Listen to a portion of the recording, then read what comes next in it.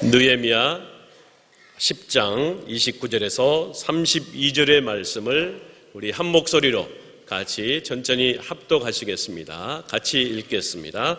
다 그들의 형제 귀족들을 따라 저주로 맹세하기를 우리가 하나님의 종 모세를 통하여 주신 하나님의 율법을 따라 우리 주 여호와의 모든 계명과 규례와 율례를 지켜 행하여 우리의 딸들을 이 땅 백성에게 주지 아니하고 우리의 아들들을 위하여 그들의 딸들을 데려오지 아니하며 혹시 이 땅 백성이 안식일에 물품이나 온갖 곡물을 가져다가 팔려고 할지라도 우리가 안식일이나 성일에는 그들에게서 사지 않겠고 일곱째 해마다 땅을 쉬게 하고 모든 빛을 탕감하리라 하였고 우리가 또 스스로 규례를 정하기를 해마다 각기 세겔의 3분의 1을 수납하여 하나님의 전을 위하여 쓰게 하되. 아멘.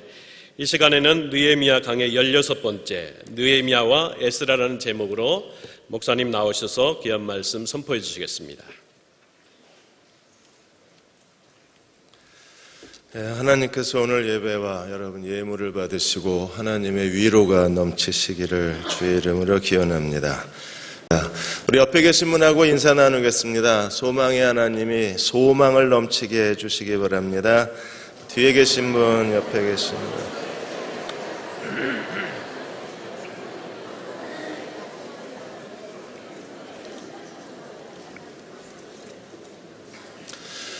오늘은 느헤미야 10장 말씀을 함께 나누시겠습니다. 칼빈 신학계의 3대 신학자 중에 한 사람이고 복음주의 신학자 중에 존경받는 아브라함 카이퍼 박사님이 계십니다. 이분이 처음부터 이 복음주의 신학자로 존경받으신 게 아니었습니다. 이분이 합리주의에 빠져서 성경에 하나님 말씀도 있다 그렇게 설교하셨던 분이셨어요.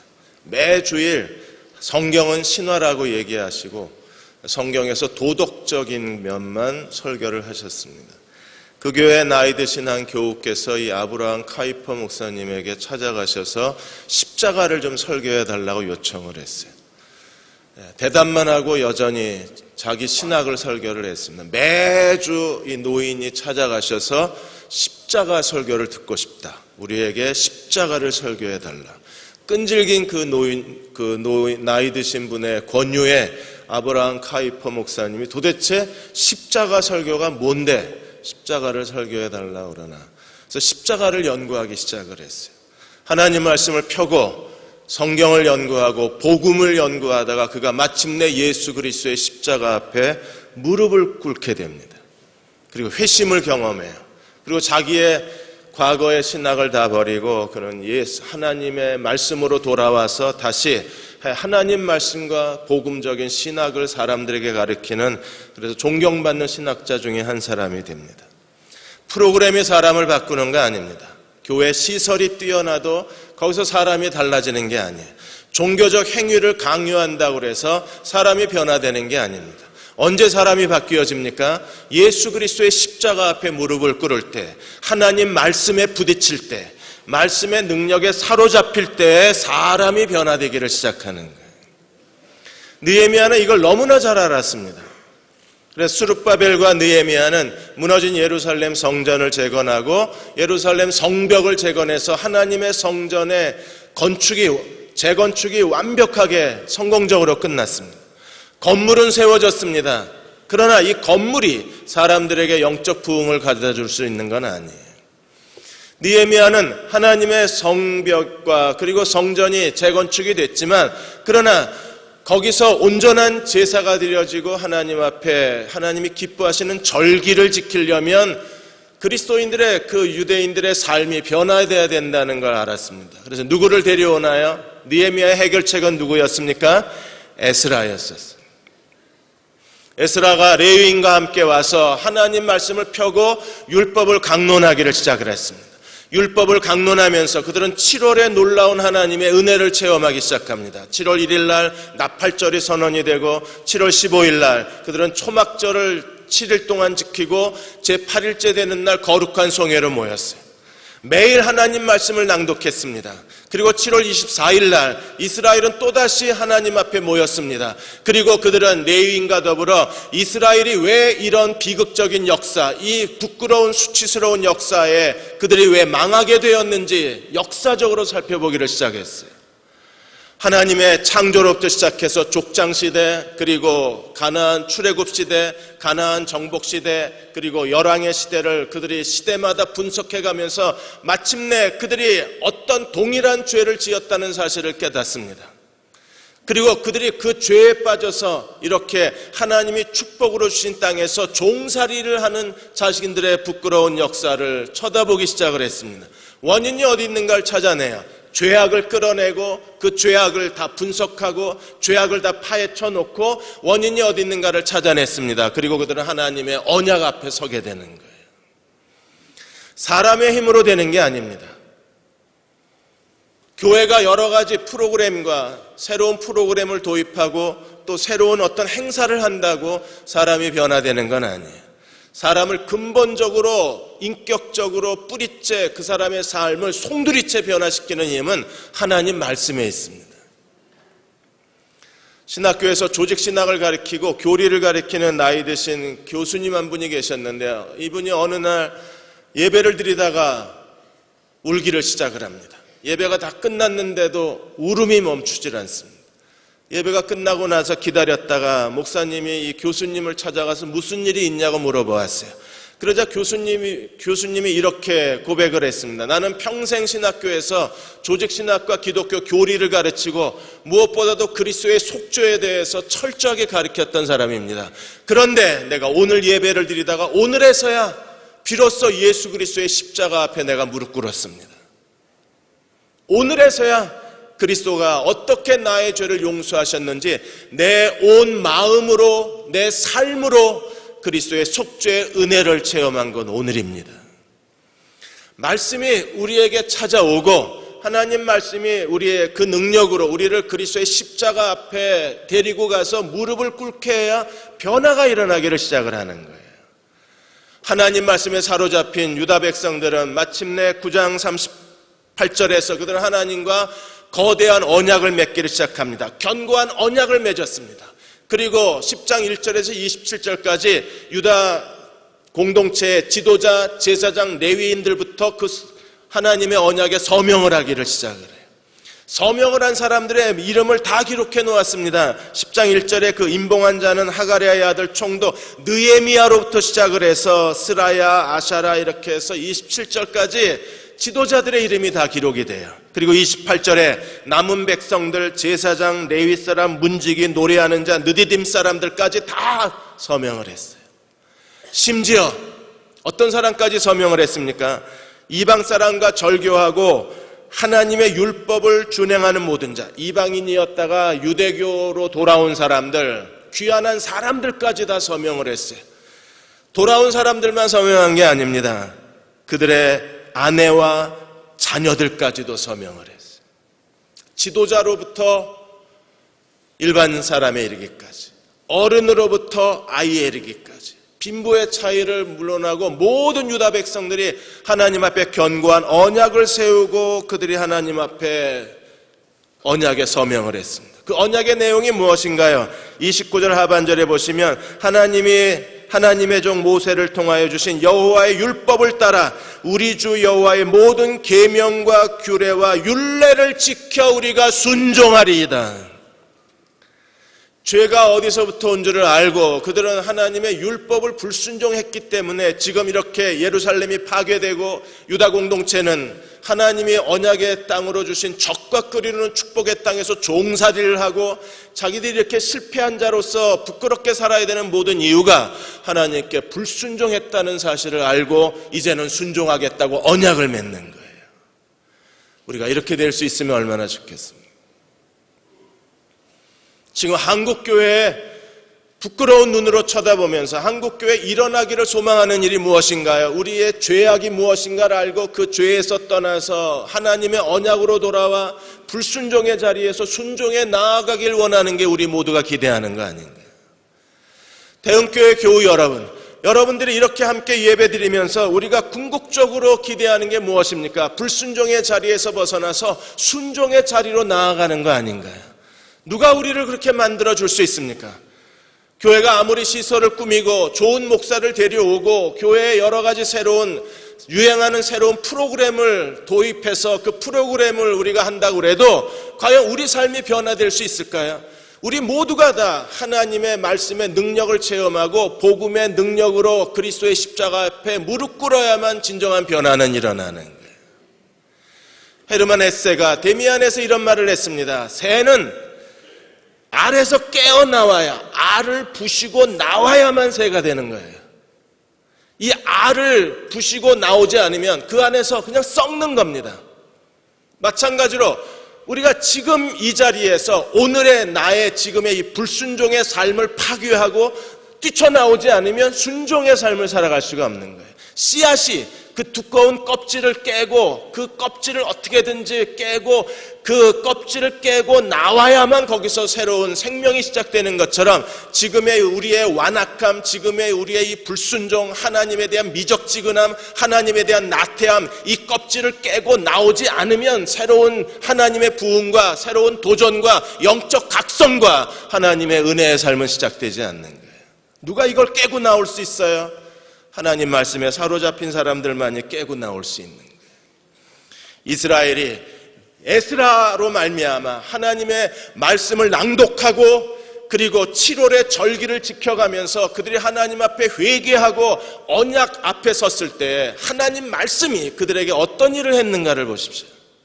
제일 먼저 그들이 한 일이 뭔가요? 30절에 보시면 우리 딸들을 이 땅 백성에게 주지 아니하고 우리의 아들들을 위하여 그들의 딸을 데려오지 아니하며 제일 먼저 하나님 앞에 그들이 순종하겠습니다. 언약을 맺고 제일 먼저 한 일이 이방인하고 결혼하지 않겠다는 거예요. 저희는 좀 더 큰 걸 기대했습니다. 이렇게 민족적 회개 운동이 일어났는데 거대한 부흥의 불이 붙기를 시작을 했는데 저는 상상하기를 뭔가 좀 국가적인 뭔가 시대를 변화시킬 만한 어떤 급진적인 그야말로 땅이 울리고 하늘에 거대한 구름을 끼는 어떤 하나님의 장엄한 임재하심이 그런 게 나타날 줄 알았는데 겨우 한 일이 이방인하고 결혼 안 시키겠답니다. 좀 실망스럽죠.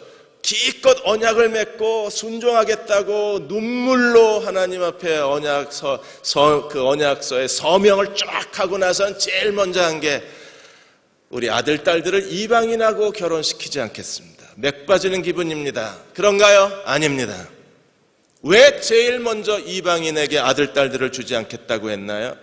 이스라엘은 우상숭배 때문에 망했어요. 북이스라엘은 아시리아에게 우상숭배 때문에 10지파가 그대로 아시리아에게 끌려가서 실종된 지파가 돼버리고 말았습니다. 남유다는요, 우상숭배하다가 BC 586년에 바빌로니아에서 3차례나 포로로 끌려가고 70년 만에 그 역사의 지독한 암흑기를 거친 다음에야 다시 약속의 땅 예루살렘으로 돌아와서 무너진 돌더미 쓰레기 온갖 오물을 치워가며 그 벽돌을 다시 꺼집어내어서 물로 씻어서 다시 예루살렘 성전을 세워놓은 거예요.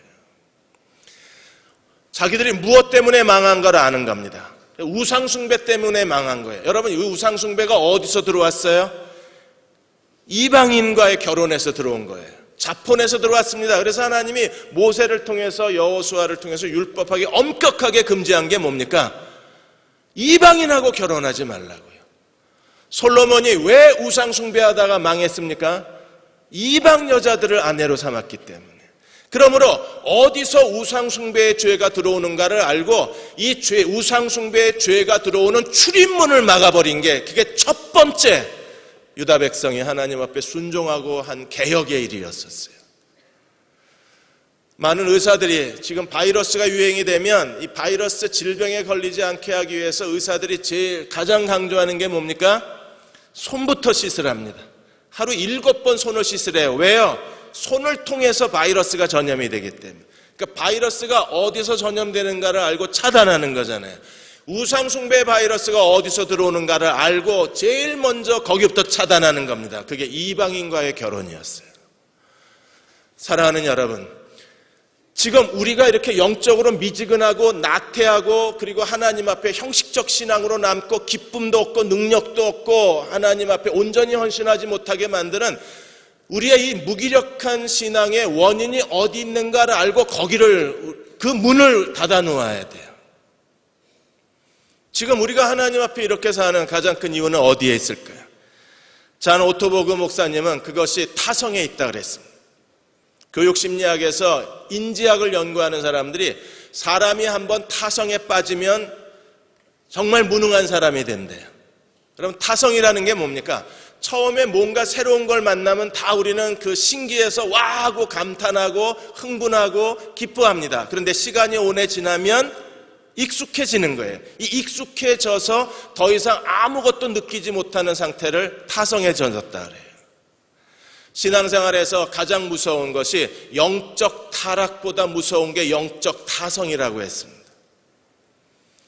새집에 이사 가면 그 새집에 대해서 우리는 기쁘고 흥분을 합니다. 그래서 여기 트도 고치고 여기는 이렇게 했으면 좋겠고 여기는 이렇게 리모델링하고 여기는 무슨 소파가 어울리고 그래서 메모에다 다 써놔요. 그래서 바빠서 제대로 수리를 하지 못하고 1년 지나고 2년 지나고 3년 지나면 더 이상 수리할 생각이 없습니다. 왜요? 그 환경에 익숙해지는 거예요. 전에는 집에 들어올 때마다 얼룩덜룩한 벽이 보기가 싫어서 저거 빨리 페인트 칠해야 되는데 그런데 나중에 1년쯤 지나니까 얼룩덜룩한 게 괜찮아요. 2년쯤 지나니까 뭐 예술작품 같아요. 3년쯤 지나니까 저걸 사진 찍어서 팔아볼까 하는 생각이 듭니다. 교회도 마찬가지입니다. 처음에 교회의 여러 가지 시설들에 대해서 우리들이 이건 좀 고쳤으면 좋겠다, 저건 좀 바꿨으면 좋겠다 그러다가 식당이 너무 비좁다, 식당이 또 너무 그 페인트 칠이 안 돼서 지저분하다 그렇게 느끼다가 한 달 밥 먹고 2달 밥 먹고 6개월 밥 먹고 나면 괜찮아요. 지저분해 보이지가 않는 거예요. 이게 타성에 젖어서 그래요. 영적 타성에 젖은 사람들은요, 자기는 괜찮다고 생각을 합니다. 나 괜찮아. 그럭저럭 지금 하나님 잘 섬기고 있대요. 왜? 하나님의 무슨 큰 죄를 진 것도 아니고 남들처럼 뭐 술, 담배 하면서 매일 밤 술 취해서 집에 들어오는 것도 아니고 무슨 그렇게 하나님이 버림받을 만한 큰 악을 저지른 것도 아니고 그냥 열심히 신앙생활을 하고 있고 열심히 교회를 다니고 있긴 한데 이게 영적 타성인 거예요. 변화도 없습니다. 기쁨도 없습니다. 회개도 없습니다. 간절함도 없습니다. 뜨거운 것도 없습니다. 그냥 어제나 오늘이나 동일해요. 예수님처럼 어제나 오늘이나 동일합니다. 어떻게 동일해요? 그냥 미지근해요. 주님이 이렇게 말씀하십니다. 내가 이 세상에 온 것은 너희로 하여금 그럭저럭 살라고 온 게 아니다. 너희로 하여금 미지근하게 살아도 좋다고 내가 이 땅에 와서 십자가에 죽은 게 아니라고 말씀을 하는 거예요. 이방인과의 결혼으로부터 이스라엘이 우상숭배의 큰 죄에 빠져서 하나님 앞에 그 죄 가운데 질퍽거리다가 그들은 멸망을 당했습니다. 우리도 마찬가지입니다. 영적 타성을 그냥 내버려 두다가 어느 사이에 영적 타성은요 아주 조금씩 미세하게 그러면서 어느 날 갑자기 우리를 덮쳐버리면 빠져나올 수가 없는 거예요. 그러므로 예수님이 뭐라고 그러셨습니까? 깨어 근신하여 정신 차리라고 말씀하신 이유가 타성에 젖지 말라는 거예요. 조경호 목사가 새로 오니까 목사 새로 오면 일단 뭐 설교 다 새로웠고 뭔가 뭐 새로운 걸 전하는 것 같고 그래서 처음에는 뭐 반응도 좋고 아멘도 잘하고 그러더니 6개월 지나니까 반으로 줄어 9개월 지나니까 하거나 말거나 이게 1년이나 갈까요 제가? 이게 매너리즘에 빠지면요 더 이상 하나님이 아무것도 역사하실 수가 없는 거예요. 그래서 제일 먼저 그들이 한 일이 뭐냐면 이방인과의 자폰에 대해서 더 이상 아들, 딸들을 주지 않겠다고 선언하고 순종한 거예요. 두 번째 한 일이 무엇입니까? 31절에 보시면 이 땅 백성이 안식일에 물품이나 온갖 곡물을 가져다가 팔려고 할지라도 우리가 안식일이나 성일에는 그들에게 사지 않겠고 7째 해마다 땅을 쉬게 하고 모든 빚을 탕감하리라. 이제 비로소 안식일을 지키겠다는 거예요. 이제 비로소 안식년을 지키겠다는 겁니다. 그리고 이제 비로소 신년, 율법이 명령한 대로 해보겠다는 거예요. 여러분, 하나님의 공동체가 다시 회복이 되고 언약 공동체가 되고 예루살렘 성전이 다시 활성화되려면, 예루살렘 성전에서 매일 기쁘게 하나님 앞에 제물을 드리려면 제일 먼저 뭐가 살아나야 될까요? 안식일이 살아나야죠. 언약의 백성이 되려면 이 언약의 중심에 안식일도 언약입니다. 그러므로 우리가 하나님을 예배하는 안식일을 소중히 여기고 안식일에서 하나님을 기쁘시게 예배해야 되는 거예요. 여러분, 안식일 지금 여기 와서 앉아 계시다고 안식일 지켰다고 착각하지 마십시오. 진정한 안식일은 무엇입니까? 안식이라는 건, 안식이라는 히브리어의 단어는 멈춘다는 거예요. 지금까지 일주일 동안 살았던 삶이 멈추는 겁니다. 그리고 이제 하나님 안에서 쉬는 거예요.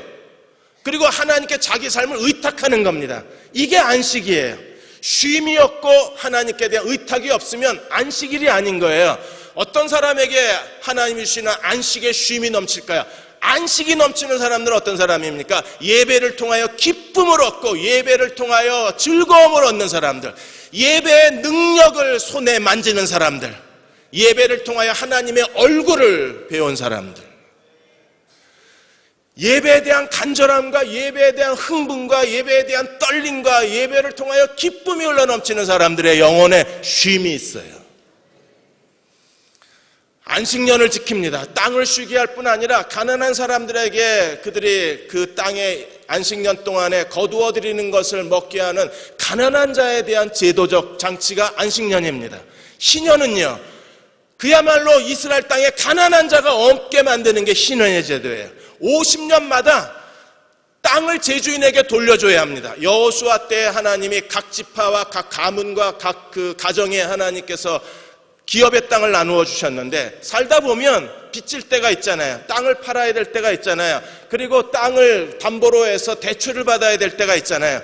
그런데 빚이 또 빚을 낳아서 더 큰 빚을 질 때가 있습니다. 그러나 안심하십시오. 50년째 신년이 되면 하나님이 모든 땅을 원래 죄주인에게 다 돌려주었어요.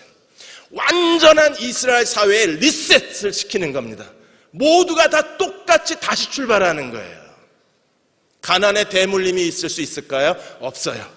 절대 이스라엘은 가난의 대물림이 없습니다. 왜? 50년마다 그 땅을 원래 주인에게 다 돌려주기 때문에. 혹시 땅 때문에 노예가 됐더라도 50년 희년에는 다 노예를 다 해방시켜줬어요. 다시 일반인으로 돌아가고 땅이 원래 주인에게 다 돌아가요. 여러분, 50년마다 대한민국이 다시 리셋될 수만 있다면 인생도 살만할 거예요. 아무리 많은 부채를 져도 개인 파산할 필요가 없습니다. 먹고 살기 힘들다고 자살할 이유도 없어요. 조금만 참으면 돼요. 몇 년만? 50년만. 50년만 참으면 다 다시 복구가 되는 거예요. 완벽한 복구가 일어나요. 그리고 다시 출발하는 겁니다. 그 삶의 희망, 그게 신년의 정신이에요. 이스라엘은 결단합니다. 자기들이 무엇을 잃어버렸기 때문에 이렇게 비참하게 됐는가를 알고 다시 하나님의 언약의 중심에 안식일을 붙잡겠다는 거예요. 누가 시켰나요? 아니요. 하라고 강요했습니까? 아니요. 누구도. 자발적으로 그들은요, 스스로 깨어나서 스스로 정신 차리고 어디서 실패했는가를 알고 하나님 앞에 안식일을 지키겠다는. 김원태 목사님 교회에 한 자매가 있는데 아주 신실하게 신앙생활 하다가 한 남자를 만나서 사랑하고 결혼하게 됐는데 이 남자가 교회를 안 나갑니다. 자매는 자신이 있었어요. 내가 사랑하는 남자 내가 구원하겠다고.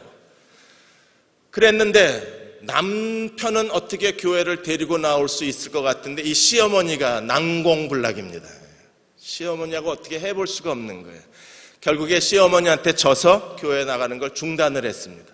그러다가 첫 아이가 태어나서 아이를 이제 퇴원을 해서 집에 데리고 왔는데 애가 어떻게 몸을 잘못 만지면 그렇게 자지러지게 우는 거예요. 기저귀 차려고 해도 젖병을 물려도 잘못하면 몸을 어떻게 조금만 잘못하면 애가 너무나 자지러지게 울고 울음을 멈추지 않으니까 할 수 없이 남편 조퇴시키고 병원에 데려가서 종합검진을 했는데 허리가 이렇게 S자로 휜 거예요. 기형인 거예요.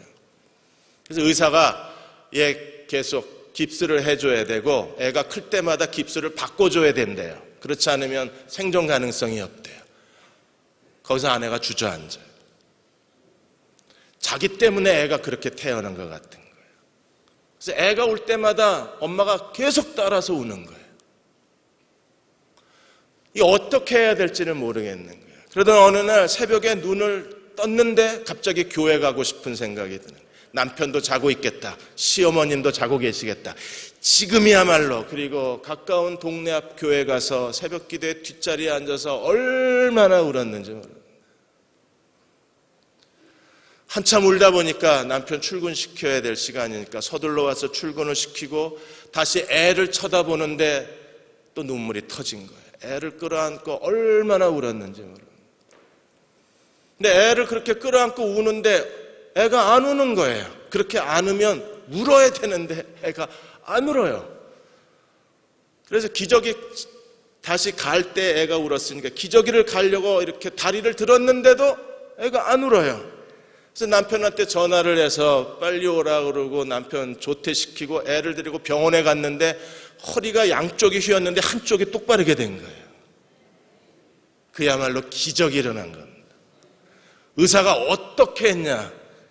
그냥 이대로만 건강하게 크면 된대요. 이제부터는 근육에 힘만 붙으면 근육이 뼈를 당겨내니까 윗부분은 그냥 애가 크면 저절로 펴질 거래요. 이제 걱정 안 해도 된다고.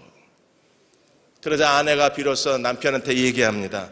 내가 새벽에 교회 갔다 왔다. 하나님 앞에 기도했다고. 하나님이 고쳐주신 것 같다. 그럴 리가! 이러다가 남편이 따라가기를 시작해요.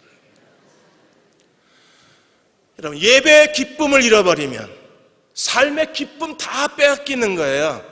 예배가 더 이상 즐겁지가 않으면, 예배의 능력을 우리가 힘입지 않으면 어떻게 세상에 나가서 능력 있게 자기 인생을 책임질 수 있겠어요? 이스라엘이 그래서 안식일에 대한 선포를 한 겁니다. 그리고 세 번째 그들이 한 일이 뭐예요? 오늘 10장 39절 하반절에 보시면 그들이 정말 충격적인 고백을 합니다. 그리고 너무나 솔직한 고백을 해요.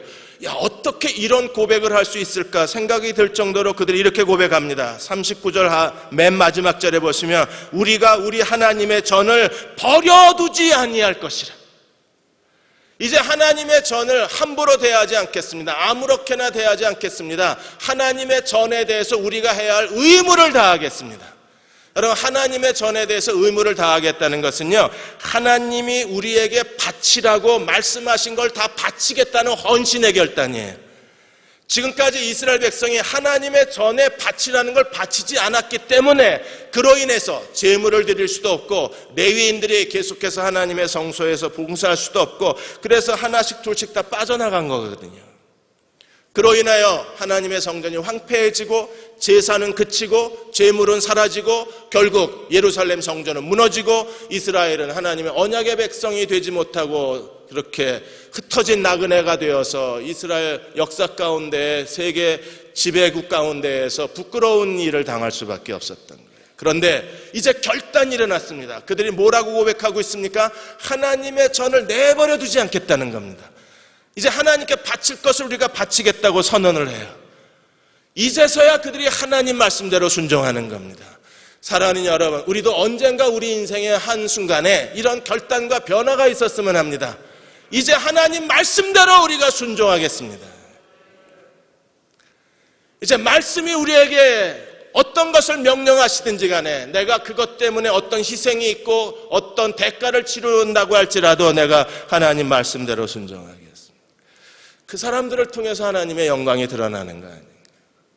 캘리포니아에 노숙자 쉘터가 있는데 거기 마린 카운티라는 그 지역에 가장 큰 노숙자 쉼터가 있었는데 이제 추위가 몰려오니까 노숙자들이 다 몰려온 거예요. 근데 거기 노숙자들이 싫어하는 노숙자가 있어요. 호세라는 사람인데 이 사람이 항상 술에 취해 있고 성격이 거칠고 난폭해요. 그러니까 이 호세 때문에 노숙자들이 그 쉘터에 왔다가도 그냥 나가버려요. 그 사람이 하도 행패를 부르니까. 근데 어느 날 이 호세도 추우니까 여기 마린 카운티에 이 노숙자 집에 들어온 거, 쉼터에 들어온 거예요. 아니나 다를까 술에 취해서 난장판을. 사람들이 이 사람 좀 내보내라고 막 소리를 지르고 술에 취해서 여기저기 쓰러져 다니고 그러다가 결국에 한쪽에 쓰러져 잠이 든 거예요. 잠이 드니까 사람들이 그 사람을 양쪽에서 양발과 발을 들고 밖으로 내보내려고 번쩍 들고 막 소리를 지릅니다. 거기에 로든이라는 한 청년이 있었는데 아주 신실한 크리스찬 청년입니다. 이 친구가 악취가 나고 술 냄새에 역겨워서 사람들이 곁에 오지도 않으려고 그러니까 그 로든이가 대야에다 물을 떠다가 이 사람의 손을 닦고 얼굴을 닦아주고 발을 씻어주는 거예요.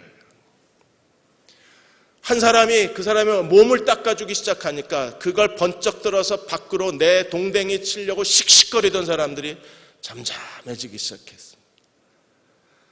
그러더니 한두 사람이 다시 로드니 옆에서 자기도 수건에 물을 적셔서 이 호세라는 인간을 닦아주기 시작하는 거예요. 그 닦는다고 뭐 냄새가 가셔지겠습니까? 그런데 거기서 진정한 사람에 대한 애정을 본 거예요. 그야말로 말씀대로 순종한 거 아닌가. 내가 너희의 발을 씻긴 것처럼 너희도 서로 발을 씻겨줘라. 그 말씀에 순종했을 때 쉘터가 완전히 바뀌어졌습니다. 그리고 호세도 달라지기 시작을 했어요. 사람들이 자기를 받아주니까 더 이상 난폭해질 이유가 없었던 거예요. 하나님 말씀대로 순종했을 때 제일 먼저 한 일이 무엇입니까? 31절에 32절에 성전세를 드리기 시작했습니다. 그런데 어떻게 드렸습니까? 스스로. 어떻게 드렸다고요? 32절에 우리가 또 스스로 규례를 정하기를. 출애굽기 30장에서는 하나님의 성전세를 반세겔을 바치게 돼 있어요. 그런데 지금 이 사람들은 형편이 어려우니까 반세겔을 드릴 수 없으니까 스스로 의논해서 규례를 정하기를 성전세를 드리는데 3분의 1세겔을 드리기로 했어요. 왜? 세금은 깎아야 세금이잖아요. 그래서 이제야 비로소 성전세를 바치기 시작한 겁니다. 여러분, 성전세를 안 바치면 백성들이요. 그러면 제사장들이 재물 구입을 못해요. 그리고 하나님의 성전에 필요한 물품 구입을 못합니다. 그러니까 성전세를 드리지 않았기 때문에 성전이 무능해지는 거예요. 이 성전세를 가지고 하는 일이 무엇입니까? 33절에 진설병, 제일 먼저 떡상에 진설병을 만들어야 되고 그 다음에 항상 드리는 소제를 바쳐야 되고 제가 금요일 날 말씀드렸죠. 이스라엘 성전에서 1년 동안 드리는 밀가루 양이 1톤 정도 드립니다. 이 1톤을요 성전세로 사야 되는 거예요. 여러분 헌금 많이 하세요. 그래야 대형 침례교회가 밀가루 1톤을 하나님께 바칠 수 있는 거예요. 얼굴이 어두워지기 시작하시네요. 네. 그 다음에 항상 드리는 번제, 하루에 2번 번제를 드렸습니다. 오전 번제 어린 양 한 마리, 저녁 번제 어린 양 한 마리. 하루에 꼬박꼬박 1년 365일 2마리의 어린 양 번제를 드리는데 가장 비싼 제물이 어린 양입니다. 이 모든 비용을 다 누가 대야 돼요? 백성들이 성전세를 바쳐야 되는데 그동안 성전세가 멈추자 하나님의 성전도 멈춘 거예요. 성전이 멈추자 하나님의 통치도 멈춰버린 거예요. 하나님의 은혜도 멈춰버린 거예요. 두 번째 그들이 또 한 일이 무엇입니까? 34절에 보시면 정한 시기에 뗄나무를 성전에 갖다 바쳐야 됩니다. 왜요? 성마가 번제단은요 하루 24시간 번제단엔 불이 타올라야 돼요. 1년 365일 번제단에 불이 꺼지면 안 됩니다.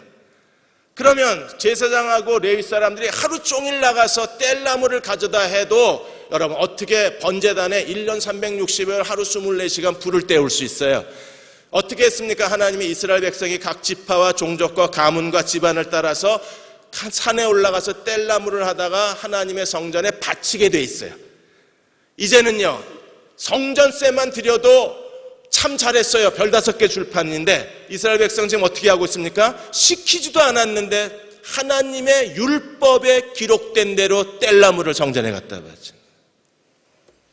거기서 멈춘 게 아니라 그들의 헌신은요 율법에 기록한 대로 계속해서 순종을 합니다. 35절에 해마다 우리 토지의 만물과 각종 과물의 첫 열매를 여호와의 전에 드리기로 하였고 드디어 이제 제대로 율법이 작동되기를 시작을 하는 거예요. 이제 제대로 하나님 말씀이 역사하기를 시작을 해서 하나님이 첫 소사는 초실은 첫 열매는 하나님 거기 때문에 하나님께 드리라 그랬어요. 왜요? 하나님이 키워주신 거니까. 하나님이 열매 맺어 주신 거니까 모든 과일나무의 첫 열매는 하나님께 드려야 돼요. 근데 지금까지 이스라엘이 자기들이 먹었다가 이제 와서 회개하고 그들이 하나님 앞에 참회하고 첫 열매를 하나님께 드리기 시작한 거예요. 그리고 36절에 그들이 초태생까지도 하나님께 바치기 시작합니다. 하나님이 출애굽 때의 마지막 10번째 재앙이 장자 죽음의 재앙이었잖아요. 그리고 장자 죽음의 재앙에서 이스라엘은 하나님의 구원을 받았습니다. 어떻게? 유월절로 인해서. 어린 양의 피를 바르고 그 집안에 거하던 이스라엘은 장자, 그 초태생의 죽음의 재앙에서 이스라엘은 구원을 받은 거잖아요. 이제 바치라고 고만할 테니까 얼굴 피세요. 다 끝났어요, 이제. 그러니까 첫 번째 마지막 10번째 재앙에서 이스라엘이 장자가 다 죽고 그 다음에 모든 짐승의 첫째가 다 초태생이 다 하나님의 재앙으로 죽음을 당하는 사건에서 이스라엘은 구원을 받은 거예요. 유월절로. 그리고 하나님이 유월절 끝나고 이스라엘을 구원한 다음에 하나님이 이스라엘에게 뭐라고 말씀하셨어요? 살려줬으니까 내 거야 이랬어요. 그러므로 모든 장자는 누구 거? 하나님 거. 그래서 모든 장자가 하나님의 것이 되었고 이 장자를 대신해서 하나님을 섬기도록 부르심을 받은 사람들이 이스라엘의 초태생을 대신하여 부름받은 사람들이 레위 지파 사람이 되는 거예요. 그래서 레위가 이스라엘의 장자를 대신해서 대속하고 이스라엘의 하나님을 섬기는, 하나님을 가장 가까이 섬기는 레위 지파가 된 겁니다. 그래서 열매만, 첫 열매만 드리는 게 아니라 초태생, 사람과 짐승의 처음 태어난 첫 새끼를 하나님께 드리는 거예요. 그들은요, 하나님이 드리라고 명령한 모든 걸 하나님께 드리고 있어요. 우리도 그렇게 하나님 앞에 자발적으로 하나님이 우리에게 드리라고 말씀한 대로 하나님께 헌신할 수 있으면 얼마나 좋을까요? 우리 안에 이건 억지로 되는 게 아니라, 강요한다고 되는 게 아니라, 하나님 말씀에 사로잡힌 사람들은 자발적으로 이게 돼요. 기쁨으로 하나님께 드립니다. 첫 새끼만 드리는 게 아니라 내 새끼 다 가져가라고 할 수 있어요. 하나님 앞에 만물, 초실, 처음 익은 열매만 드리는 게 아니라 하나님 다 가져가셔도 나는 감사합니다. 고백할 수 있는 사람이 될 수 있는 것은요, 하나님 말씀에 사로잡힌 사람들이에요. 그렇게 하나님께 바치라고 하는 걸 다 바친 다음에 그들이 마지막으로 바친 게 37절에 11조를 바치기 시작했어요. 11조는요, 레위 사람들의 하나님의 기업입니다. 이스라엘 12지파가 모두 다 기업을 받았는데 레위 지파는 기업이 없어요. 땅을 안 주셨습니다. 그리고 하나님이 뭘로 먹고 살게 하셨어요? 이스라엘 백성이 바치는 11조로. 그리고 그 11조를 가지고 레위인이 살아야 되는데, 이스라엘이 하나님 앞에 나태해지니까, 하나님 앞에 미지근해지니까 어떤 일이 벌어졌습니까? 백성들이 11조를 안 하는 거예요. 11조 안 하니까 레위 사람들이 먹고 살 게 없잖아요. 백성이 11조에서 레위 사람이 먹고 살고, 레위인의 11조를 가지고 제사장이 먹고 사는 거예요. 제사장은 어떤 사람인가요? 하나님께 음식을 드리는 사람입니다. 근데 백성이 11조를 드리지 않으니까 결국 제사가 중단되고 레위인과 제사장은 뿔뿔이 흩어지는 거예요. 왜? 세컨잡을 뛰어야죠. 밤에 나가서 대리 운전이라도 해야 되잖아요. 당장 먹고 살아야 되니까. 과외라도 학원이라도 보내면 레위인 아내와 제사장 아내는요, 나가서 파출벌에도 해야 되는 거예요. 아니면 20년 된 고무차 끌고라도 홈플러스에 택배라도 뛰어다녀야 되는 거예요. 그러니까 하나님을 섬기도록 부르심을 받은 사람들이, 백성들이 11조 바치지 않으니까 모든 제사와 성전이 완전히 다 망가져 버린 거예요. 그들은 자기들이 어떤 죄를 지었는가를 알고 11조를 바치겠다고 선언하는, 모든 소산과 포도주와 모든 과일에 하나님이 그들에게 축복하신 거에 11조를 드리겠다. 저희도 11조를 드릴 때가 생긴 것 같아요. 지금 대전 침례신학대학의 개교 60주년입니다. 올해 신학교 발전 기금을 모금하고 있습니다. 200억인가 모금을. 그래서 지금 한국에 내노라는 큰 침례교단이 전부 5천만 원, 그리고 대전 침신하고 협력 관계를 맺고 헌금을 약정을 하고 있어요. 저도 그 얘기를 듣고 침례교단 내에 제법 큰 교회 목사님들하고 같이 미팅을 했습니다. 그리고 그 목사님들한테 어떻게 할 거냐 그랬더니, 교인들 작정 헌금을 하겠다. 그래서 우리 그렇게 하지 말고 성경대로 좀 하자. 근데 목사님 어떻게 하는 게 성경대로 하는 거니? 백성의 11조 레위인이 먹고 레위인의 11조 제사장이 먹었으니까 우리가 대전 침신을 제사장이라고 생각하자. 왜? 실제로 거기서 누가 훈련받고 누가 양육이 돼요? 이 시대에 필요한 목회자들이 양육이 되니까. 여러분, 신학교가 제대로 가르쳐야 교회가 찾는 목사가 나올 거 아니에요. 그러면 신학교가 제대로 가르치려면 신학교의 발전기금이라는 게 정말 필요한 거예요. 그리고 지금 대전 침신이요, 교수진이 더 확보가 안 되면 만일에 여기서 대학 평점을 낮게 받으면 어려움에 처할 수도 있답니다. 그래서 교수님들이 지금 그래서 이 발전기금을 모으는 거예요. 그래서 제가 목사님들한테 우리 1년만 교회 한 달 수입의 11조를 1년만 대전 침신에게 갖다 주자 그랬더니 너나 해라 이러고 거절당했어요. 그래서 제가 나나 할게 이랬습니다. 언젠가 제가 여러분 사무처리하고 이거에 대해서 여러분의 동의를 구할 거예요. 그러면 우리는 뭐 먹고 사냐? 여러분, 어차피 교회가 조금 덜 쓰고 안 쓰면 돼요. 그리고 우리가 계속 돈 모아봐야 엉뚱한 사람 다 가져가잖아요. 결국 사탄이 다 빼가잖아요. 우린 써보지도 못하고. 하나님 뜻대로 쓰면 하나님이 채워주실 거예요. 6년 동안 농사 짓고 7년엔 땅을 쉬게 하라. 우린 뭘 먹고 살고. 그러자 하나님이 뭐라고 말씀하셨어요? 6년째 내가 2배로 줄게 이랬습니다. 하나님 말씀에 사로잡힌 사람들 많이 순종할 수 있는 거예요. 그리고 하나님 말씀에 이끌려서 십자가에 무릎 꿇은 사람들만이 이 시대의 언약의 백성이 되는 겁니다. 그들은 하나님이 무엇을 말씀하시든지 순종하는 사람들입니다. 그들이 순종하는 한 하나님이 그들에게 역사하셔서 약속대로 이루어 주실 거예요. 우리가 말씀대로 순종하면 하나님도 말씀대로 우리에게 축복하시고 말씀대로 우리를 영광스럽게 하시고 말씀대로 마지막 때에 하나님의 그 이름을 존귀케 하는 사람으로 세워주실 수밖에 없어요. 왜? 언약이니까. 내가 언약을 지키면 하나님도 언약을 지키시는 거예요. 여러분, 언약 안으로 들어갑시다. 더 이상 머뭇거리지도 맙시다. 미지근하게 살지도 맙시다. 하나님 앞에 그냥 이게 진짜 예수 믿는 건지 아닌지 불투명하게 살지도 맙시다. 이제는 그럴 시간도 없어요. 오늘 우리도 이 언약에 서명하고 하나님의 언약의 사람이 되어서 하나님의 율법에 순종함으로 하나님 우리에게 어떻게 언약을 지키시는지 여러분의 남은 생애 동안에 하나님의 언약을 즐기시고 언약의 복을 누리시고 언약의 능력 가운데 사셔서 하나님께 놀랍게 쓰임받는 그리스도의 종들이 되시기를 주의 이름으로 축원합니다.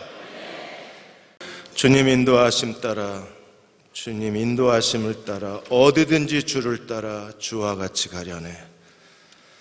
하나님, 그렇게 순종하며 주의 뒤를 따라갈 수 있는 주님의 참 제자가 되게 하여 주옵소서. 더 이상 이렇게 미지근하게 살고 싶지 않습니다. 하나님 앞에 뭔가 내 인생에 결단이 필요한 것을 주님이 하십니다. 하나님이 내게 무엇을 원하고 계신지 말씀하여 주옵소서. 하나님의 영광을 보게 해 주사 주님과 함께 걸어가는 저희들 되게 하여 주옵소서. 에스라를 보내주사 우리로 하여금 하나님 말씀으로 이끌어가게 하여 주시고 말씀의 능력에 사로잡힌 바 되어 순종하는 저희들 되게 하여 주옵소서.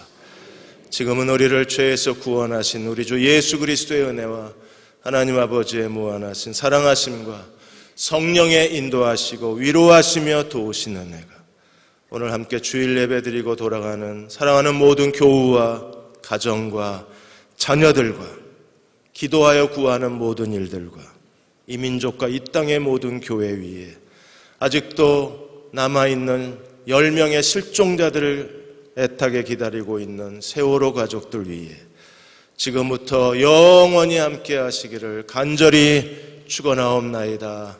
아멘.